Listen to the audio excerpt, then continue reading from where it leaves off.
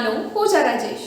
ಪ್ರತಿ ಸಲ ಪಾಪ್ಕಾರ್ನ್ನ ತಿನ್ನಬೇಕು ಅಂತ ಅಂದರೆ ಅಂಗಡಿಗೆ ಹೋಗಿ ತೊಗೊಬರೋದಕ್ಕೂ ಆಗಲ್ಲ, ಹಾಗೆ ಅಂಗಡಿಯಿಂದ ತೊಗೊಂಬಂದಿರೋದು ಒಳ್ಳೇದು ಕೂಡ ಅಲ್ಲ.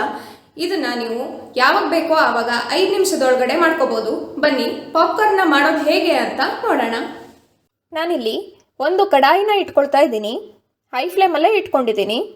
ಇದಕ್ಕೆ ಒಂದು ಸ್ವಲ್ಪ ಬೆಣ್ಣೆ ಹಾಕ್ತಾ ಇದ್ದೀನಿ. ನೀವು ಎಣ್ಣೆ ಬೇಕಿದ್ರೂ ಹಾಕ್ಬೋದು.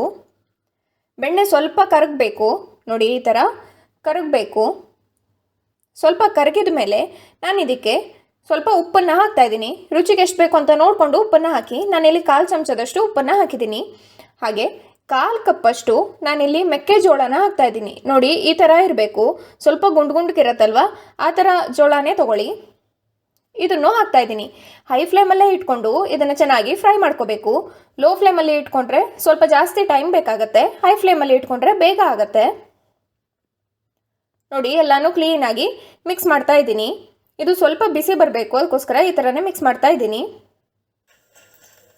ನೋಡಿ, ಇದು ಇವಾಗ ಹೊಡಿಯೋದಕ್ಕೆ ಸ್ಟಾರ್ಟ್ ಆಗಿದೆ.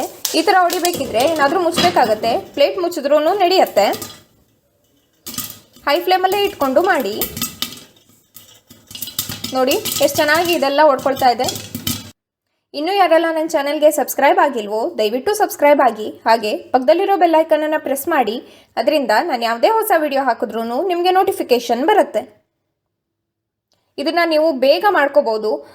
ಈ ಥರ ಪಾಪ್ಕಾರ್ನ್ನ ಮಾಡಿಕೊಂಡ್ರೆ ಪಾಪ್ಕಾರ್ನ್ ಜೊತೆ ಮೂವಿನೂ ಕೂಡ ಎಂಜಾಯ್ ಮಾಡ್ಬೋದು. ಪ್ರತಿ ಸಲನೂ ಅಂಗಡಿಗೆ ಹೋಗಿ ತೊಗೊಬರೋದಕ್ಕೆ ಆಗೋದೇ ಇಲ್ಲ. ಅದಕ್ಕೋಸ್ಕರ ಈ ಥರ ಒಂದು ಚಿಕ್ಕ ಪ್ಯಾಕೆಟ್ 200 ಗ್ರಾಮ್ದಾಗಲಿ ಯಾವುದಾದ್ರೂ ನೀವು ಮೆಕ್ಕೆಜೋಳದ ಪ್ಯಾಕೆಟ್ನ ತಂದಿಟ್ಕೊಂಡ್ರೆ ಇದನ್ನು ಈಸಿಯಾಗಿ ಮನೆಯಲ್ಲೇ ಮಾಡ್ಕೋಬೋದು. ನಿಮಗೆ ಯಾವ ಫ್ಲೇವರ್ ಬೇಕೋ ಆ ಫ್ಲೇವರಲ್ಲಿ ಮಾಡ್ಕೋಬೋದು. ಕ್ಯಾರಮೆಲ್ ಬೇಕಿದ್ರೂ ಮಾಡ್ಕೋಬೋದು.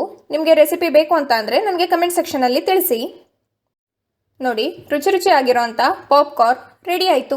ನಿಮಗೆ ಈ ರೆಸಿಪಿ ಹೇಗೆ ಅನ್ನಿಸ್ತು ಅಂತ ನನಗೆ ಕಮೆಂಟ್ ಸೆಕ್ಷನಲ್ಲಿ ತಿಳಿಸಿ. ಹಾಗೆ ಈ ರೆಸಿಪಿ ನಿಮಗೆ ಇಷ್ಟ ಆಗಿದ್ದರೆ ಪ್ಲೀಸ್ ಲೈಕ್ ಮಾಡಿ, ಶೇರ್ ಮಾಡಿ, ಹಾಗೆ ಸಬ್ಸ್ಕ್ರೈಬ್ ಮಾಡಿ.